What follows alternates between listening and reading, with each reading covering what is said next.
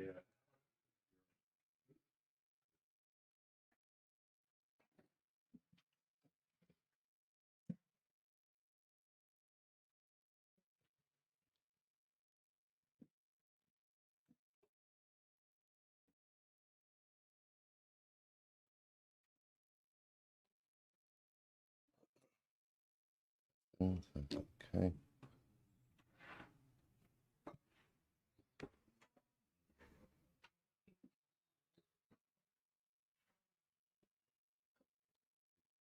All right, Shabbos, say good morning, good morning. Let us begin. Today's daf is daf Vav. We are picking up Emir Hashem on daf Hey Amud Beis 5b.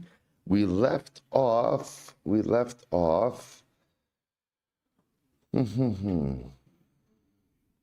did we leave off yesterday? All right.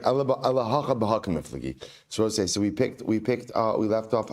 It is 2, 4, 6, 8, 10, 12, 14, 16, 18, 20 lines up from the bottom. So if you remember again, we left off with the last major machlokes that we were talking about in yesterday's daf was in the presence of how many people does the get have to be given over. So the machlokes, is it 2 people? Is it 3 people? So at first the Gemara wanted to suggest that machlokes is based on the concept of whether or not we say shliach na'aseh eid and eid na'aseh dayan. So the Gemara then ultimately again rejected that idea by saying by in dinei d'Rabbanan, everyone agrees that eid na'aseh dayan. So that can't be the machlokes. So therefore says the Gemara, so what is the machlokes? Here we go. Here's what we're arguing about. The Mar Savar, since as we spoke about in yesterday's daf, a woman is kshera, is permitted to bring her own get. Remember we spoke about this case where halacha l'maisa, the husband says, this is your get and you are divorced. Let's say again, they're in Medina Sayam, he sends the get with her and he says, you're divorced once you arrive in Eretz Yisrael. Such a situation ultimately works. Zimnin demaisila esesa. Sometimes it can happen. The woman's bringing her get. V'samchi Allah. Ultimately, again, and they may end up relying on her for kiyum shtaras. So I'll say, even though a woman is permitted to bring her own get, she can't go ahead and be part of the Beis Din to go ahead and do kiyum shtaras. So the problem is, if in this case we allow shliach na'aseh dayan, then it might turn out that you might have a case where she's giving it over in front of 2 people, and they may erroneously assume that she could be the third for kiyum shtaras purposes. Therefore, again, the first opinion says, let the get be given over in front of 3 witnesses, or 3 people. That way, again, we won't run into any confusion. With the Gemara says, the idach, isha meidi yadi de lo samchala. Others say, no. People know that a woman is not going to be part of a group for kiyum shtaras, and therefore they will not come to accidentally include her as part of the group. Okay. Tanya Kavasi de Rabbi Yochanan. So we say, Rabbi, that supports Rabbi Yochanan. Rabbi Yochanan says, maybe get Medina Sayam. Vinas nula, in this case, bring a get from Medina Sayam. So Reuven's divorcing Rachel. Reuven's in Medina Sayam, and he goes and he sends a shaliach to give the get to Rachel. So what happens? Vinas nula, the shliach gives her the get, v'lo amar la b'fanei nechtav u'b'fanei nechtam, and ultimately again they didn't say, the shliach never said the words b'fanei nechtav b'fanei nechtam. So what's talacha? We'll say, watch this. Yotzi, if she remarries based on that get, she has to leave her second husband, v'avlad mamzer, and any children which come from that second marriage are mamzerim. Why? As a result of failure to say b'fanei nechtav u'b'fanei nechtam. Now we'll challenge that in just a moment. Div Rabbi Meir, these words are Rabbi Meir. Chum say, in havlad mamzer. The Chum say, no, the child from the second marriage is not a mamzer. So Kate yasa. So what should be done? Yitlena hemena. So take the orders. If the shaliach failed to say b'fanei nechtav u'b'fanei nechtam, you could remedy this. How do you remedy it? Take the get back. Right? So again, Kate yasa yetleno. Take the get back. V'yachshav yetnena la b'fnei shnayim. Take it back and just give it back to her again in front of 2 people, and say b'fanei nechtav u'b'fanei nechtam. Now, I'll say the whole reason this is being brought down over here is why? Because how does it say how many people you have to give it over in front of her? Two people, right? So that's Rabbi Yochanan. So that's why this price is being brought over here. That this is a proof that the get is given over in front of two. So it says the Gemara Rabbi Meir, Mishum delo amru v'fanei nechtam yotzi v'avlad mamzer. So I'll say the Gemara is bothered by a secondary issue now. So I'll say so understand another open machlokes we have. We have a couple of open machlokes and just keep a running tally of them. We have to figure out who do you pass, like Rabba or like Rava. Now what we also have another open machlokes is in front of how many people does the get have to be given? Ultimately, again, is the get given in front of two, or is the get given in front of three? That's also an open machlokes. That's an open machlokes. Now, number three, interestingly enough, what happens if a get is given and b'fanei nechtav u'b'fanei nechtam is not said?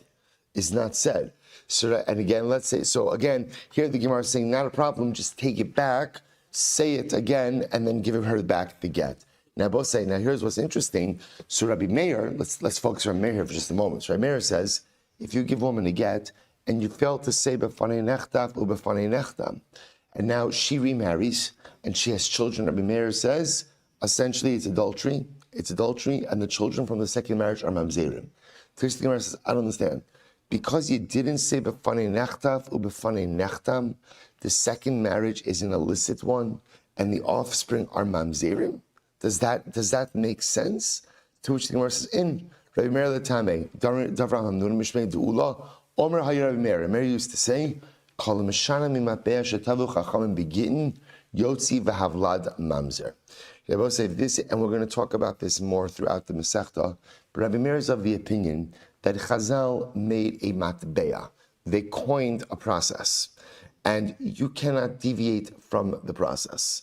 And if you do deviate from the process, ultimately, again, any subsequent marriage is going to be invalid, and ultimately the offspring mamzerim. So I will say this is Rabbi Meir's kind of like severe penalty for deviating from the format of Gittin. Why does Rabbi Meir have such a severe repercussion? Because Rabbi Meir feels if Gittin processes are not streamlined, so all it's havoc. It's havoc. And ultimately, again, it leads to profound genealogical disruption. Therefore, Rabbi Meir says there's a way to give a get, and there's only one way to give a get. And if you deviate from that way, we invalidate your entire process. So I will say you could hear the logic of this. There are certain things that are pivotal and crucial to the genealogical purity of Klal Yisrael. One of them is Gittin, and the other one of them are conversions. So I will say, so it's no accident that like two of the major hot button issues contemporarily are Gittin and conversions. Because on one hand, again, it's very tempting to find leniencies, and it's very tempting to find different mechanisms, again, for a variety of different reasons. On the other hand, the need to keep such a tight hold on these processes and ensure that standards are not eroded are absolute necessities to the continuity of the Jewish people. So just interesting, different studying with these ideas. In any event, the Gemara goes weiter. The Gemara says, good. Barhedya by Lasui Gide. So we'll say Barhedya wanted to deliver a get. So we'll say again, he's the Shaliach. He's the Shaliach for a get that is coming from Medina Sayam. So Barhedya by Lasui Gide. Asla Kamid Rabbi Achi. Mamuna Agide. See, he brought the get before Rabbi Achi. Rabbi Achi was in charge of Gittin. Right? He was in charge of the Gittin. So Amalei, Amalei, Tzarech ata lamod akol os va'os. Suppose this is interesting. So remember, the Shaliach has to say b'fanei nechtav u'b'fanei nechtam. B'pashtos, what this is referring to over here is we're going with the assumption, like Rabbah, that really what the Shaliach is attesting to is that the get was written lishma. Shabbos says, so here's an interesting question. How do you testify that a get was written lishma? Right? What do you have to see, or what do you have to know? So apparently, what Rabbi Achi was saying was, he's telling Bar Hedja, you have to be there for the entire writing of the get. You have to see the sofer writing every single letter and know that he's writing it for the sake of this man and for the sake of this woman. Also, look at Rabbi Ami, Rabbi Asi, he went, but then Barhedja afterwards went before Rabbi Ami, Rabbi Asi. The notion of asking for second rabbinic opinions is not a new idea. And so then what happens? Barhedja goes in front of Rabbi Ami, Rabbi Asi, asking the same shayla. Amrlei, lo tzrichas. No. You don't have to stand there forever. You don't have to be there for the whole writing of the get. V'chitema avid l'chumra. So maybe you'll say, Barhedja, you want to be machmir anyway, and stand there for every single letter. Nimtza atamotzi laz ala Gittin arishon. You can't be machmir with Gittin. Why? Because we'll say if you're machmir with this get, then you're casting aspersions on previous Gittin. We're going to talk about this in a very important way. This principle that we have to be, on one hand, we're going to be machmir with Gittin, but we can't be machmir on things that people were not historically machmir with. Why? Because then it turns out that lamaisa, if you start being machmir on something now, then ultimately, what about all the Gittin beforehand that you weren't quote-unquote machmir with? You're going to cast aspersions on them. So we're going to talk about that afterwards as well. Rabba bar bar Chana, I see Gita. So let's listen to this. Rabba bar bar Chana once brought a get. He was the shaliach. So palga ichtav kamei, palga lo ichtav kamei. Part of the get was written in his presence. Part of the get wasn't written in his presence. Also, like Rabbi Lazar, he gave Rabbi Lazar, Amarle, afilu lo kasaf bo elashita achas lishma shuv enot tzarech. So let's listen to this. He came before Rabbi Lazar, and Lazar told him, don't worry. As long as one line of the get was written in front of you, lishma, and you know that it's being written for this husband, this wife, that's enough. So Rabbi Lazar is saying, shaliach, in order for you to testify that the get is being written lishma, you need not see the entire get, even one line. Even one line is absolutely fine. So the Gemara says, Ravashi said, top of Vav, Afilu, this is very, very interesting. Afilu kan kulmasa bekan megilta.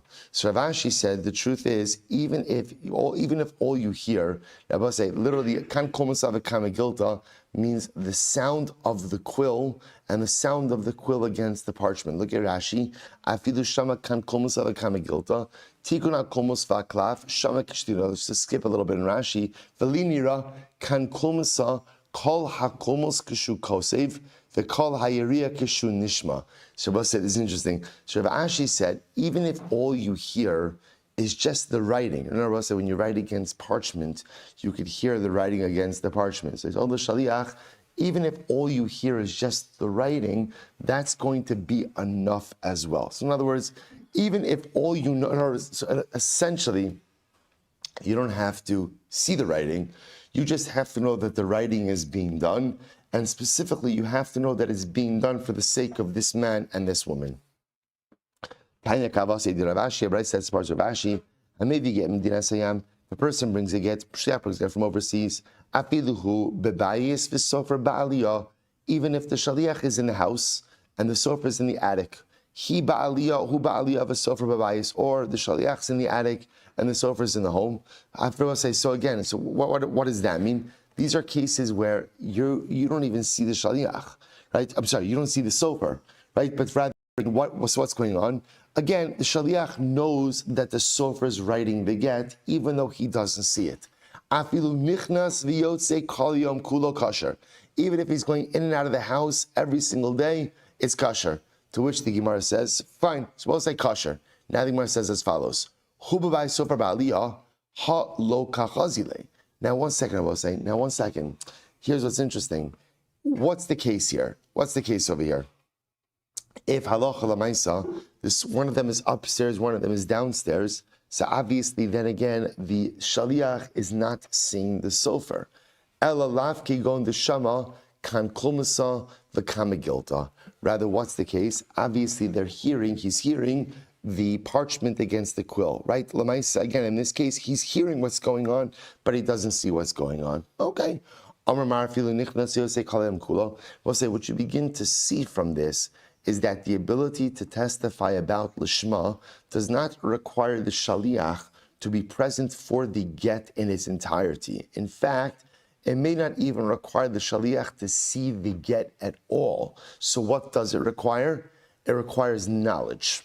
it requires knowledge, and it requires proximity. So in other words, Shaliach has to know that the get is being written for this man and this woman, and he has to have proximity ultimately again to where the get is being written. So the Gemara says as follows: Amar Mar, afilu nichnas yosek halyom kulo kosher. Even if he's going in and out to the house the entire day, is kosher.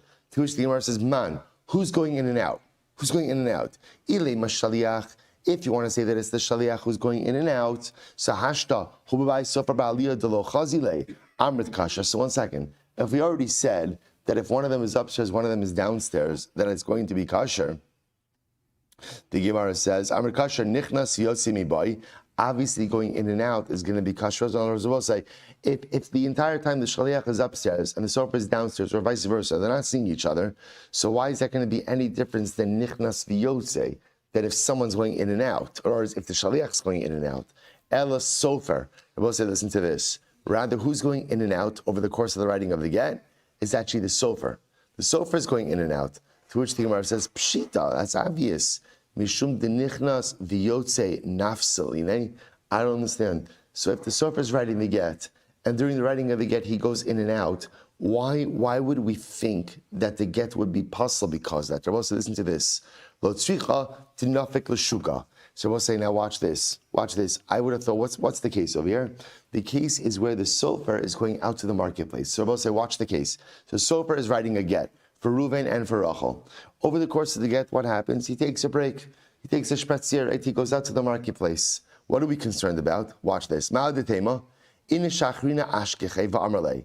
Now let's say, maybe we have to be concerned that when the sofer is in the marketplace, who does he bump into? Another guy by the name of Reuven. And Reuven says, I want to get, hey, sofer, so hashkacha pratis are to you over here. I'm divorcing my wife. Right? Sofer says, okay, what's your name? Let's talk. Oh, it's Rachel.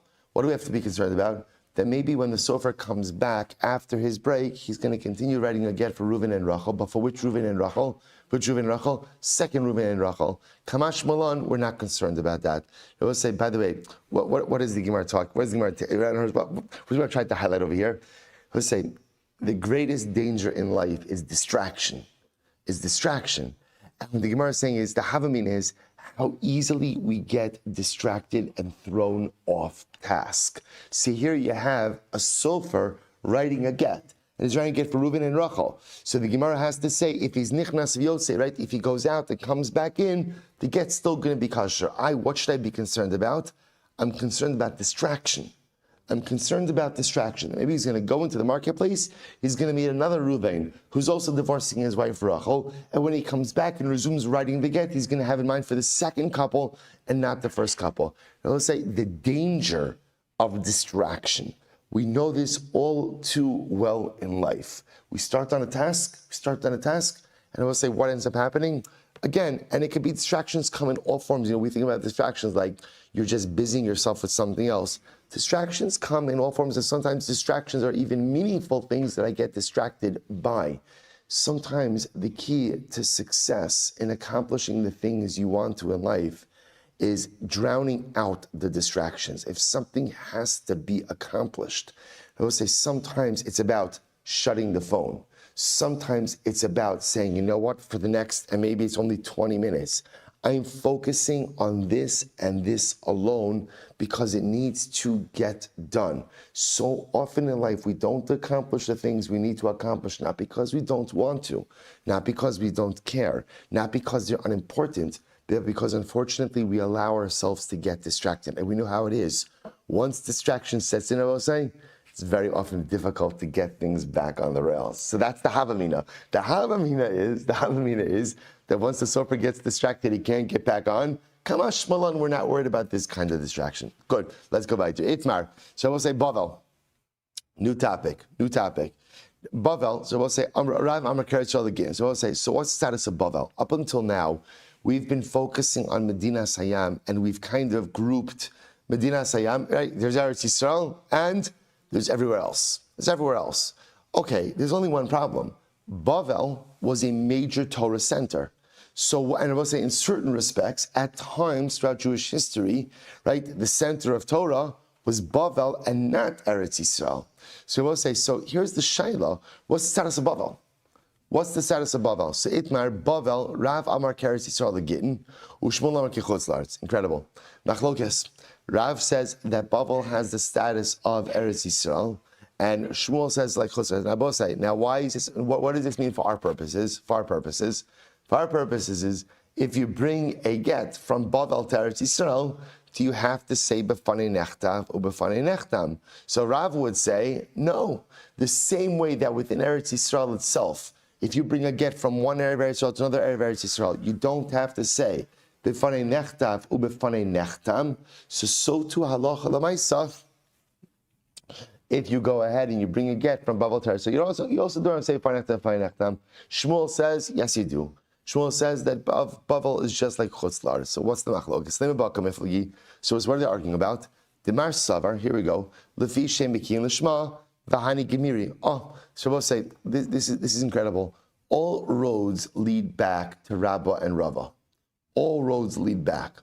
So maybe, again, everything is rooted in that initial machlokes. So ultimately, again, so we'll say, one opinion says, the reason we say B'fanei Nechtam or B'fanei Nechtam is because Lefi Shein B'Kiyin L'Shma. And in Bavel, they are B'Kiyin L'Shma. They know the halachas of L'Shma. That's Rav. V'Hani Gemiri.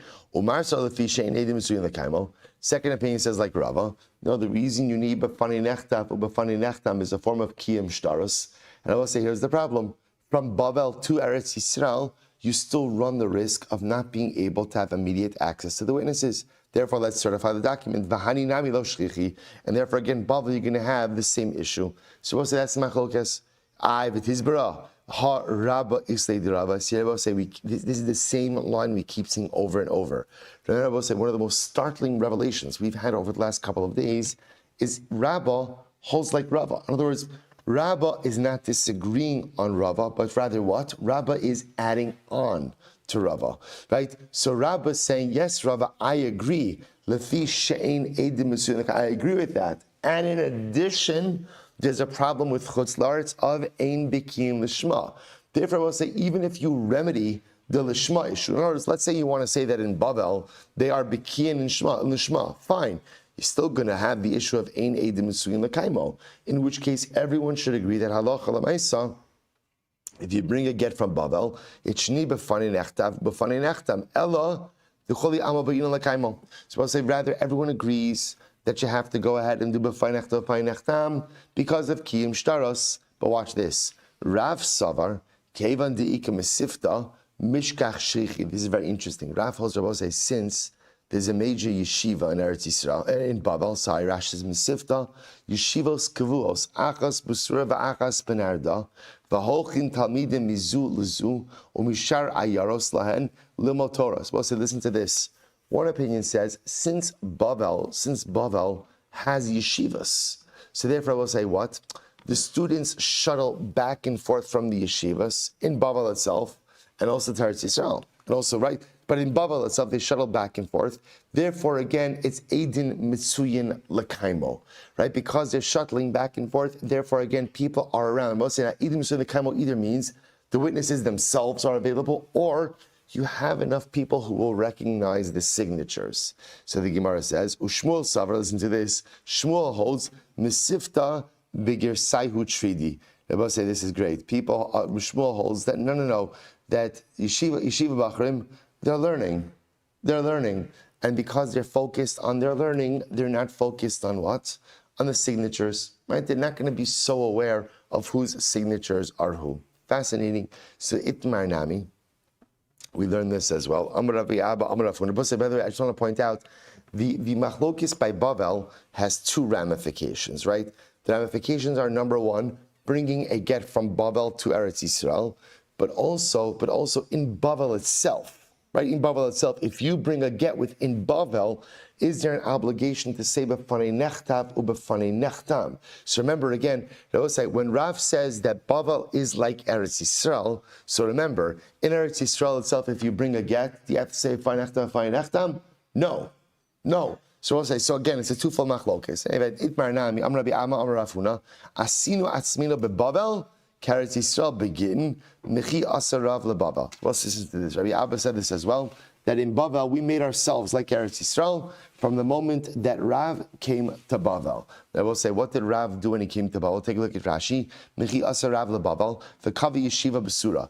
Rav set up his yeshiva in the city of Sura. Tishu Shmuel Havi ben Arda.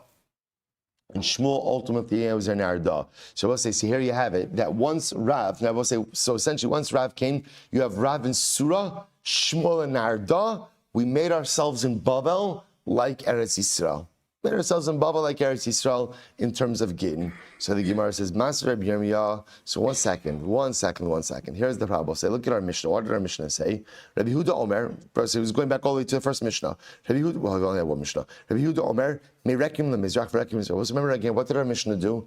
Our Mishnah outlined the borders of Eretz Yisrael for Gittin purposes. So we said, Merekem lemizrach, right? Rekem is the eastern border, and Rekem itself is like the east. Me'ashkelon l'daram, Ashkelon is the south. V'Ashkelon itself is like Chutz La'aretz. Me'akol l'tzafon, from Akko to the north. V'Akko kitzafon. That was said. One second. Where is Bavel? V'ha Bavel l'tzafon of Eretz Yisrael kaima. Bavel is to the north of Eretz Yisrael. Dichsiv. Vayomer Hashem Elai mitzafon tiftach hara. Right? Because the pasuk says, Gemara quotes over here the pasuk from Yirmiyahu, right? Literally again, from the north, evil will come. I will say, by the way, I just want to point out something absolutely amazing. How incredible is it, right? The Gemara says, Bavel's to the north. And how do you know that Bavel's to the north? Because the pasuk in Yirmiyahu says it. That's how you know that Bavel's to the north. Just take out a map. I understand, Jews, we might not be like the most geographically astute people, right? But Lamaisa, right? But Lamaisa, I don't understand. Just take out the map. You see, I will say rather, what do you see? What do you see? For a Yid, for a Jew, reality is not defined by what your eyes see. Reality is defined by what the Torah HaKedosha tells us. Because just because your eyes see it doesn't mean it's true. What the Torah tells us is truth, because a lot of times the eyes could see things. You know, so remember again, when you see something, you don't see objective truth. What do I see when I look at something? I see filtered, personalistic, subjective truth. Right? When I see the world through my eyes, I process that through my reality, right? Through my circumstances, through my life story, through all the different things, right? All of my different isms and all of my different ashkafas. So it's very important. So what you see is not reality. What you see is your interpretation of reality, which is why ultimately, again, using Torah as our guiding light is the most important thing in the world. Because Torah is the only thing which provides us with objective truth. So the Gemara says, how do you know that Bavel's to the north? How do you know that Bavel's to the north? It's not because your eyes see it to the north of Eretz Yisrael.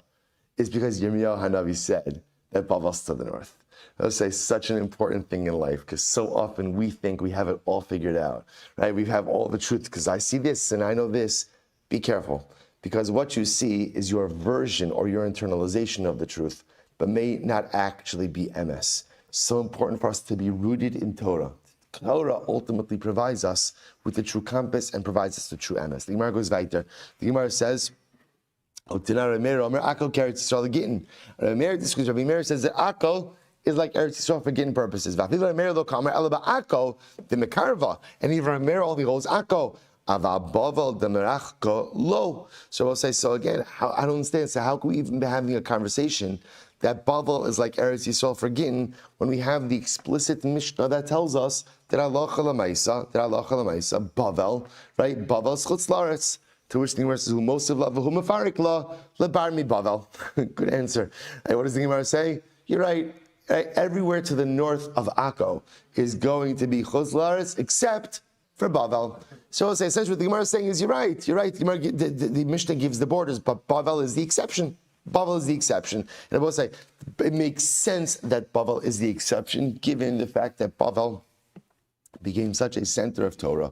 Bavel. This was interesting. Where does the border of Bavel extend to? Papa says, "Ki machlokes liyuchsin kach machlokes legin." Now, I will say this is actually interesting. And we'll see this in Rashi quotes over here from Maseches Kiddushin. So I will say we're going to see in Bavel they were exceptionally meticulous with preserving genealogy. proper genealogical records, and also very, very careful with who everyone married. So let's say, so apparently the same way there's a machlokes for genealogical purposes, what the borders of Bavel are. There's also machlokes for Gittin. So the Gemara says, Rav Yosef, no, machlokes liyuchsin, machlokes v'yuchsin, aval Gittin divrei akol, ad arba tinyana de girsha. So I'll say everyone agrees when it comes to Gittin, ultimately, again, what's the border of Bavel? The border of Bavel is the second willow tree next to the bridge. Good. Apparently, again, that was, saying there's sometimes a beautiful simplicity in things that you see, right? Where does the entire country of Bavel end? Oh, it's the second willow tree by the bridge. So beautiful. Okay, Gemara says as follows. Rav Chisda will say, no, sometimes you see something that's like so simple. We live in such a complex world. Sometimes it's not so complex, so we make it so complex. And like you see something, right, where does it end? The second willow tree by the bridge. Okay. Rav Chisda matzrich me'akistafon le'be'ardishar, or be'ardishar akistafon le'matzrich. So I'll say Rav Chisda required b'fanei nechtat u'b'fanei nechtam when going from akistafon to be'ardishar, but not from be'ardishar to akistafon. Okay. Why not? Why not? So the Gemara says, maybe I will say because Rav Chisda holds that the reason for Feinechtam is a din of Lishma. And maybe again, in one city they were Bikian, second city they weren't Bikian, Vitizbra. But once again, Vaharaba is Leidirava. We'll say, remember again, even if you take away Lishma, we still have the issue of Eidim Mitsuyin Lekaimo. Elo tucholi ama be'inan lekaimo. V'hani kevan da'azli l'shuka lahasam. Hanach yadi bechasimas yada dahani. V'hani b'dahanach lo yadi. So we'll say, interesting. Since again, the people of one place used to go ultimately again to the marketplace in the other city. Therefore again, there was Eidin Mitsuyin lekaimo. They recognized the signatures. But the people who had the marketplace, say they had the marketplace, so they didn't recognize the signatures. My taima, bishukayu tridi, because they were very busy, ultimately again tending to the financial needs of the marketplace. Okay. So we'll say, so again, just want to point out, it turns out, well, let's finish this up. So we'll say, this is fascinating. Rabbi Barafuna required b'fainechtam, even when taking Gittin from one row of houses to another row of houses. Now, what does this mean? If you look at Rashi's me'arsa li'arsa, mishuras habatim, shebetzad sh'sarabim l'shura shekenegda. So say, if you can imagine like this, imagine for a moment, you have a row of houses on one side of the street, then a street, we'll call that Rosh Hashanah, and then houses on the other side of the street. So Rabbi Barafuna said, even if you're bringing a get from one side of Rosh Hashanah to another side of Rosh Hashanah, you have to say b'fanei nechtav u'b'fanei nechtam. Okay. Rav Sheshes matzrech mishchuna l'shuna. Rav Sheshes required it from one neighborhood to another neighborhood. The Rava matzrech be'osa shchuna, and Rava required it ultimately again even in the same neighborhood itself. But Rava was the opinion who says that the reason you find nechtam is because witnesses were not right. It's not easy to go ahead and identify signatures, but this is all happening in such a small geographic area. Why would you have a problem going ahead and identifying signatures? Listen to this. Shiny b'nei Mechuzah. You must remember again, Rava lived in Mechuzah. So in the city of Mechuzah, we'll say first of the wide lines on the bottom, the Naidi. So we'll say the people of Mechuzah apparently used to travel all of the time. So we'll say, so because they traveled all of the time, therefore what? They never really recognized each other's signatures. So really quite interesting. So we'll say the point over here, what's the point the Gemara is trying to make? You could have, again, even if we take care of the Lishma issue, which to a very large degree, it feels like the Lishma issue has been taken care of. Why is the Lishma issue been taken care of? I will say two words. What were the two words? Yesterday's daf, or Shabbos' daf? La'achar shalamdu. It appears that at a certain point in time, Chutzlar, it's caught up with Eretz Yisrael, and pretty much everyone was on board with writing Gittin Lishma. That's what it sounds like. So we'll say, but Lamaisa, even if you take care of that, we still have Ein Eidim Mitsuyin Lekaimo. And what you begin to see over here is, technically speaking, you could have Ein Eidim Mitsuyin Lekaimo even in a very small geographic area, like these examples just brought down over here. Incredible. To which the Gemara goes weiter. Rav Chanan Mishdai, so Rav Chanan Mishdai. So Rav Chanan was talking about the following case. Rav Kahana Aisi Gita. Rav Kahana once was a shaliach to bring a get. V'lo yadana im Yisrael Narda, imi Narda Surah. I don't remember if the story was that he was bringing it from Surah to Narda, from Narda to Surah. Again, two cities in Bavel. Also look at me, the Rav. He came before Rav. Amrli tzirichna lemeimar feinachtam olo tzirichna. So I'll say, so ultimately again, Rav Kahana is bringing this get. So they didn't remember the details of the story. Was it being brought from Surah to Narda, from Narda to Surah? Okay, in any event, he comes before Rav. Rav Kahana comes before Rav, and he asks Rav, Rebbe, do I need to say b'fani nechtav or b'fani nechtam or not? So Amar lei lo tzrichas. Rav said, no, you don't have to. You don't have to. Rebbe said, now why not? Why not? Because how do we paskin? Remember, this is the same Rav. What did Rav say before? Rav holds that Bavel is like Eretz Yisrael for Gittin. Like Eretz Yisrael for Gittin. Therefore, so Rav said to Rav Kahana, you don't have to say b'fanei nechtav u b'fanei nechtav. Amud beis v'i avaneta ahanis. But if you did it, it works. Right? In other words, so Rav Kahana was saying, so Rav was saying to Rav Kahana, you don't have to say b'fanei nechtav u b'fanei nechtam. But if you did so, it works. So what does that mean? My i'avaret ahanis. What does that mean? If you did it, it works. Di'i asibal ma'arer lo mashkechinan bei. Rabbi will say, watch this. Remember again, I will say, what Rav was saying was like this. You don't have to say b'fanei but if you do it, it works. We'll say, what is the power of b'fanei nechtav b'fanei nechtam? What's the power? What's the power? The power ultimately is that halacha l'maisa, it makes the get uncontestable, right? You cannot, the husband can no longer go ahead and come along and say, and cast aspersions on the get or cast doubt on the get. So what Rav was saying to Rav Kahana is, you don't have to say v'fanei because Bavel is like Eretz Yisrael for Gittin. But if you did it, it works. If the husband comes along and lodges a complaint about the authenticity of the get, we simply will not pay attention to him. Kidisanya, but here we go, like we learned. But say Vavam with Bays 6b, 3 lines down. There was once a guy who brought a get. He's the shaliach. There was once a guy who brought the get for the Rabbi Shmuel. Aralo, sarich ani lomar feinechtam. Oh, eno sarich. Do I have to say b'fanei or not? Arlo b'ni. So Rabbi Shmuel said, so Rabbi Shmuel asked him, tell me, my son, where are you from? Amarlo, Rebbe, Mikfar Sisoy ani. I am from the village of Sisoy. Amarlo, Sarich Atalomar ubefanechta fainechtam shelo tizakek leedim. So therefore Rabbi Shmuel said to him, look, you know what? You should go ahead and say befanechta fainechtam. This way again, we don't have to go ahead and start finding the witnesses if the husband contests the get. Fine. So listen to this. Liachar shiyatza. So I'll say after this guy left, nichnas lefan of Rabbi Eloi. Rabbi Eloi came over to Rabbi Shmuel. Amarlo, Rebbe, v'alo kfar sisai muvlaas b'tchum Eretz Yisrael ukrova l'tzipori yoser me'ako. Here's what's interesting.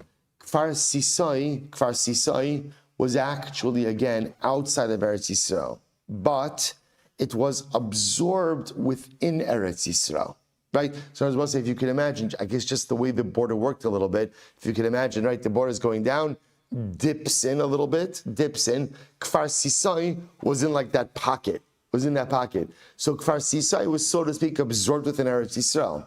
Utnar Meir Omer, Akko Eretz Yisrael again, right? Rabbi Meir said Akko was like Eretz Yisrael again. Uvafilu Rabbana lo pliga le Rabbi Meir Akko. Even the Rabbana only argued on Rameir about Akko because Akko so far. Aval Kfar Sisai de Mekarva lo. So essentially, we'll say, what Rabbi Eloi was saying to Rabbi Shmuel is, Rabbi, why did you require that guy to say b'fanechtam v'fanechtam? Essentially, Kfar Sisai is like Eretz Yisrael. It's like Eretz Yisrael. And the halacha is that within Eretz Yisrael itself, you need not say b'fanechtam v'fanechtam. So Rabbi Eloi, so what's Rabbi Eloi? It's interesting. I just want to point out, Rabbi Eloi didn't ask Rabbi Shmuel while the questioner was there, right? It used to be like Lamai Segan, he didn't want to question his Rabbi while the questioner was there. But Lamai Segan, after the guy left, he said, Rabbi, why? Why did you require him? So let's listen to this. Amarlo, shtok b'ni shtok. So listen to this. So interesting. Rabbi Shmuel says, essentially, be quiet, my son, be quiet. Right? Why? Havil v'yatsa hadavar beheter yatsa. Since ultimately, again, essentially, since I gave the psak, I gave the psak. Now, what's the pshat? Why did Rabbi Shmuel do this? Ha'ihu nami shelo tezakek le'edim ka'amar. So we'll say, ultimately, again, remember, Rabbi Shmuel was saying to Rabbi, what was Rabbi Shmuel saying to Rabbi Lai? You're right. He didn't need to say fa'inechtam. But I will say, there's a power of saying it, even if you don't have to say it, right? What's the power? It makes the get bulletproof, right? It makes the get uncontestable. So ultimately, Shmuel was giving him an eitzah so that now there's never going to be a need to try to track down witnesses to authenticate the get. Lo samir kameh.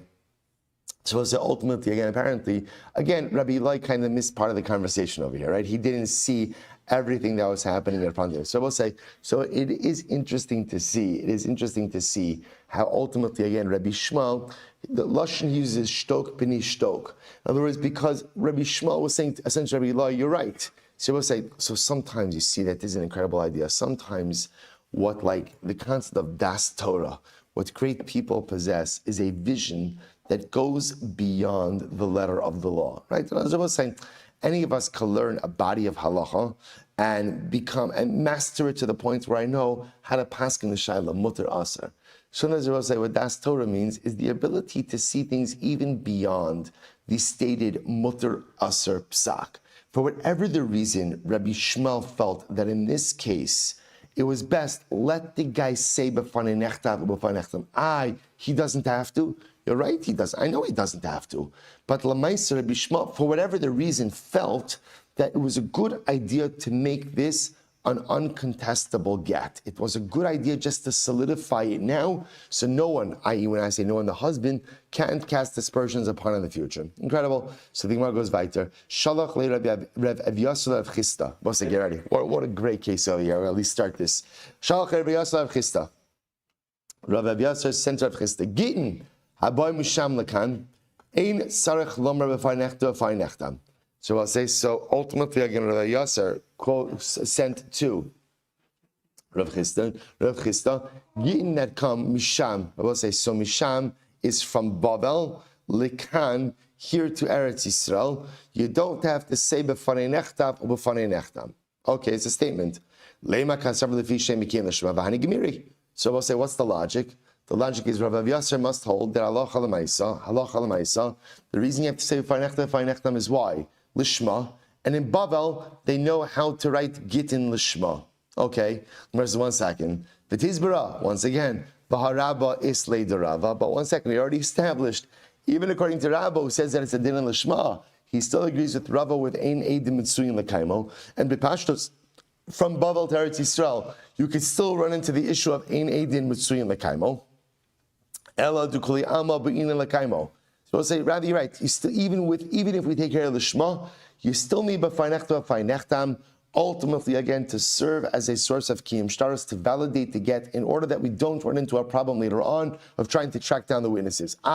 So why don't you have to say b'fainechtam for a get brought from Babel to Eretz Yisrael? Simple. The chayvan the ika rabim the salki v'nachsi mishkach shlichi. I will say there is a lot of traffic between Babel and Eretz Yisrael. There's a lot of traffic, and therefore what? Let's say the get is contested, and you have to track down the witnesses, Osai, we're not concerned. There's such ongoing traffic between Babel and Eretz Yisrael that you will be able to go ahead and solidify, not solidify is the wrong word, but validate the signatures on the document. Fine. So the Gemara says as follows. I'm Rabbi Yosef. I watch this. I'm Rabbi Yosef. Who made Rabbi Yasser an authority? Right? In other words, Rabbi Yasser is making a statement that Gittin that come from Babel to Eretz Yisrael do not require b'fainechtam. So Rabbi says, and now listen to this. Rabbi Yosef says, who made Rav Yasser an authority over here? who made him an authority. Va'od, right? Listen to this. Va'ha'iu d'shalach le'ed Rav Yehuda. So we'll say furthermore again, I have on good record that Rav Avyasar one time sent a message to Rav Yehuda. What was the message? Bnei Adam ha'olen misham lekan. Ultimately, again, Jews, Bnei Adam, who left misham lekan, who go from here, Eretz Yisrael to Babel. From Babel to Eretz Yisrael. Hein kaimu bi'atzman v'yitnu as hayeled bezona. Vayaldu machra b'yayin v'yishtu. So listen to this. Rav Avyasar was complaining about the following dynamic. There are people who were leaving Babel to go to learn in Eretz Yisrael for extended amounts of time. And what happened? Rav Avyasar felt they were neglecting their families. Right? They were neglecting their actual families. They were also neglecting the mitzvah perverivya, of procreation. So Rav Avyasar wrote a message. He wrote this message and he quoted this pasuk. Literally, again, they make this son into a harlot, right, into a zona, and the yalda, the girl, they sell for wine to drink. In other words, so he was blasting this practice of people who left Babel for extended amounts of time to go to learn Eretz Yisrael, thereby neglecting their family. Now I will say, now watch this. And Rav Avyasar, in the message, the kasav below sirtut. He wrote the pasuk without sirtut. I will say sirtut. Sirtut is the etching. If you look in a Sefer Torah, you'll notice again there are lines etched into the parchment. So I will say, and Rav Avyasar wrote this pasuk without sirtut. He wrote it without etching. Rabbi Yitzchak, Shtayim kosvin. You could write 2 words without sirtut. Shalosh and kosvin. But 3 words you can't write without sirtut. B'masnisa tana, or otherwise we learn shalosh kosvin, arba in kosvin. So what's Rav Yosef blasting over here? This Rav Avyasar, he doesn't know what he's talking about. What he's talking about? V'haraya, why should we rely on it for anything? V'haraya, he wrote a pasuk without sirtut. He wrote a pasuk without etching. And you're not allowed to write a pasuk. Can't write more, at least not more than 4 words without etching. And he wrote a pasuk without etching. So why should we rely on him for anything? To which the Gemara says, let's listen to this. Amalei Abaye. Abaye says, calm down.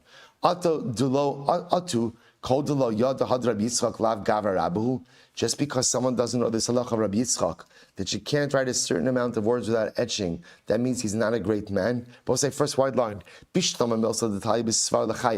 know, if you would tell me that Rav Avyasar didn't know something that was rooted in logic, then I would agree with you that Lamaisa, again, maybe he's not such a great man. Hagimarahu. This halacha about sirtut is a gimar, is a tradition, ugimar lo shmialei.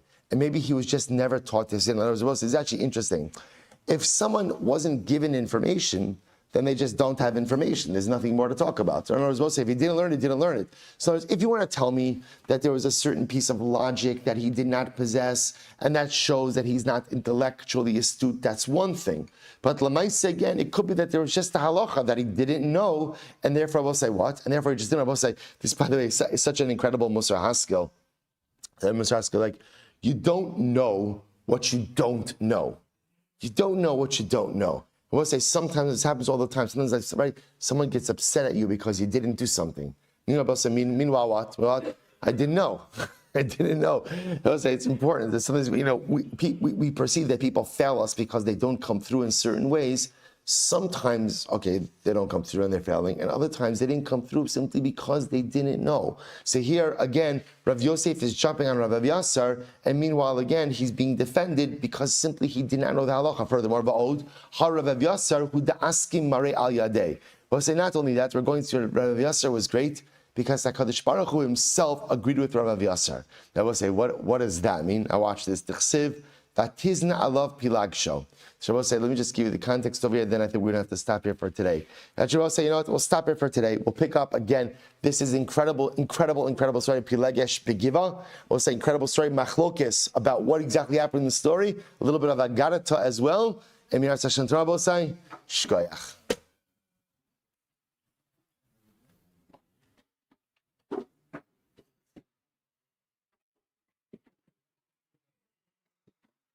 All right, Chavran Zoom, have a great day, everyone. Wonderful to see everyone. Have a good day, Jack.